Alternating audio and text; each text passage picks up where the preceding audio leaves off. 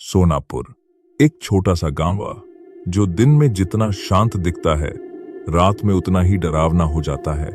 इस गांव के बाहर एक पुराना कच्चा रास्ता है जो सीधे श्मशान और एक बहुत पुराने पीपल के पेड़ के पास से गुजरता है।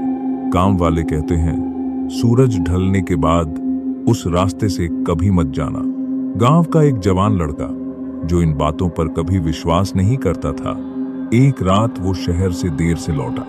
घर पहुंचने का सबसे छोटा रास्ता वही कच्चा रास्ता था। मोहन ने खुद से कहा, भूत वूत सब झूठ होता है, और वो उसी रास्ते पर चल पड़ा। जैसे जैसे मोहन आगे बढ़ा, हवा ठंडी होती चली गई। चारों तरफ सन्नाटा था। पीपल के पेड़ के पास पहुंचते ही उसके कदम अपने आप रुक गए। तभी छम छम पायल की आवाज आई। मोहन ने पीछे मुड़कर देखा, पीपल के पेड़ के नीचे सफेद साड़ी में एक औरत खड़ी थी। उसका चेहरा झुका हुआ था, बाल उसके चेहरे को ढके हुए थे।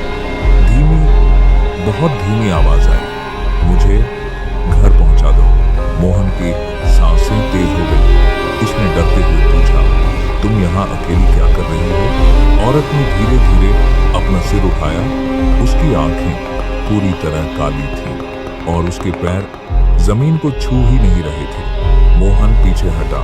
तभी वो औरत बोली, हर रात कोई इस रास्ते से गुजरता है और कोई लौटकर नहीं जाता।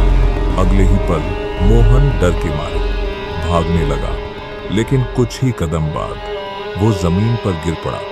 सुबह गांव वालों ने मोहन को उसी पीपल के पेड़ के नीचे बेहोश पाया। जब उसे होश आया, उसने रात की पूरी बात बताई। तभी गांव की सबसे बूढ़ी औरत बोली, अब वो फिर लौट आई है।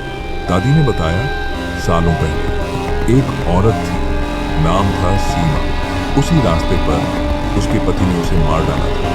मरते वक्त सीमा बोली थी, जब तक सच सामने नहीं आएगा मैं हर रात लौटती रहूंगी। उस रात गांव वालों ने फैसला किया, आज सच सामने लाया जाएगा। मोहन आगे बढ़ा और बोला, हम तुम्हें इंसाफ दिलाएंगे। अगले दिन सच सबके सामने आ गया। सीमा के पति को सजा मिली। सीमा का विधि विधान से अंतिम संस्कार किया गया। अगली सुबह पीपल का पेड़ पूरी तरह सूख चुका था। गांव में शांति लौट आई। लेकिन आज भी अगर कोई उस रास्ते से अकेले गुजरता है तो दूर से एक आवाज आती है, अब कोई वापस नहीं लौटेगा। छम छम